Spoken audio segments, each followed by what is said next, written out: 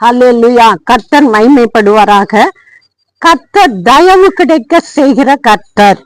யாத்திராமம் 12வது அதிகாரம் 36வது வசனத்திலே கர்த்தர் ஜனங்களுக்கு எகிப்தியரின் கண்களில் தயவு கிடைக்கும்படி செய்ததினால் கேட்டதை அவர்களுக்கு கொடுத்தார்கள், இவ்விதமாய் அவர்கள் எகிப்தியரை கொள்ளையிட்டார்கள் என்று இருக்கிறது.